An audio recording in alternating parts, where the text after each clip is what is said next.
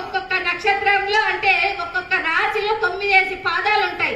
మొట్టమొదట మేష రాశిలో అశ్విని నక్షత్రాలు 1, 2, 3, 4 పాదాలు, భరణి నక్షత్రం 1, 2, 3, 4 పాదాలు, అదేవిధంగా అంటే కృత్తికా నక్షత్రం 1 పాదం. ఇవన్నీ కూడా మేషరాశిలో ఉంటాయి.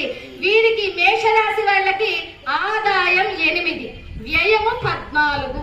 మరి వీళ్ళు నేర్చుకోవాల్సింది ఏమిటి? పొదుపు పాఠం. కనుక పొదుపు నేర్చుకుంటేనే వీళ్ళు జాగ్రత్తగా డబ్బులు ఖర్చు పెట్టుకోవాలి. రాజపూజ్యం వీళ్ళకి 7, అవమానం 3.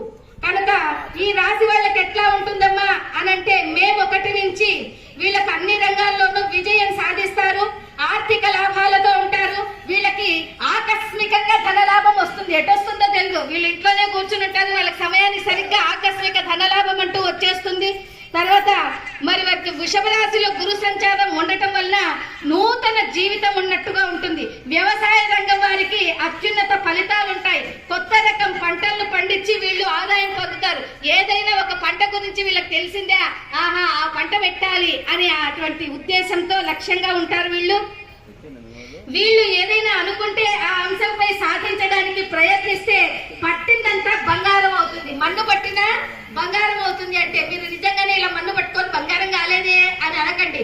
ఎందుకంటే ఆ మట్టిలో నుంచి వచ్చేదే పంట, ఆ పంట వలననే వచ్చేది బంగారం లాంటి పంట. కనుక మనకి ఆ బంగారంతో సమానమని అలా అంటూ ఉంటారు. ఆ తర్వాత వీళ్ళకి గురుడు శూర్భమూలక ధన వ్యయాన్ని కలుగు చేస్తున్నాడు. వీళ్ళకి స్థాన చలనం ఉంటుంది. గురుని సంచారం వల్ల స్థానభమ్యం ఉంటుంది. వీరు ఆరోగ్య విషయంలో ఉదర సంబంధమైన అనారోగ్యాలు రాకుండా జాగ్రత్తగా చూసుకోవాలి వీళ్ళు. అలాగే తల నరములు, కండరాలకు సంబంధించినటువంటి నొప్పులను వీళ్ళు అధిగమించుటకు గురువారం రోజు శనగలు దానం చేయాలి. శనగలు.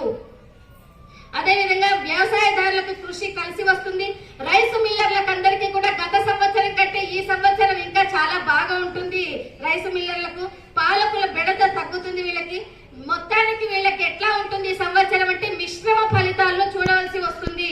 వీళ్ళకు ఏ విధమైన పాప కార్యాచరణ చేయడానికి ఇష్టపడరు. వృత్తి నష్టం అనేది ఉండదు, దోష ప్రధాని ఉండదు, కీర్తి భంగం ఉండదు. వీళ్ళకి సర్వత్రా విజయం చేకూరుతూ ఉంటుంది.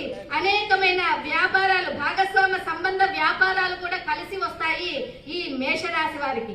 అయితే వీరిలో కృత్తికా నక్షత్రం వాళ్లకు శుభకార్యాలు కూడా కలిసి వస్తాయి.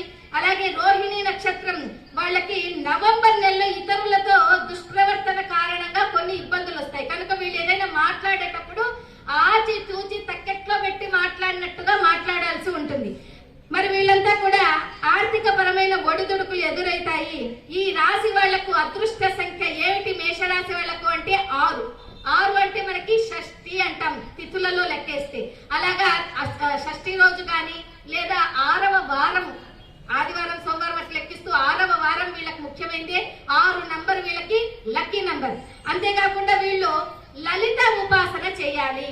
అదే విధంగా దక్షిణామూర్తి స్తోత్రాన్ని పఠించాలి లేదా వినాలి. దత్తాత్రేయ స్వామిని దర్శనం చేసుకోవాలి. జ్యోతిర్లింగ దర్శనాలు చేసుకుంటే వీళ్లకు జీవితం బాగుంటుంది సంవత్సరం అంతా. జూలై తర్వాత వీళ్లకు కొంత ధన లాభం వస్తుంది. ఆ తర్వాత వీళ్ళకి 4/1 వంతు గ్రహ బలం ఉంటుంది. మిగతా అంతా కూడా వీళ్ళు కష్టపడి సంపాదించుకోవాల్సిందే. కష్టే ఫలి అని అందుకే అంటారు. ఆ తర్వాత మిథున రాశి, వృషభ రాశి, మేషం తర్వాత వృషభ రాశి. వీళ్ళకు ఎలా ఉంటుంది అనంటే ఈ రాశి వాళ్లకు కృత్తిక 2, 3, 4 పాదాలు, ఆ తర్వాత రోహిణి 1, 2, 3 పాదాలు, 4 పాదాలు, మృగశిర 1, 2 పాదాలు, మొత్తం 9 పాదాలు. వీళ్లకు ఆదాయం 2, వ్యయము 8, రాజపూజ్యం 7,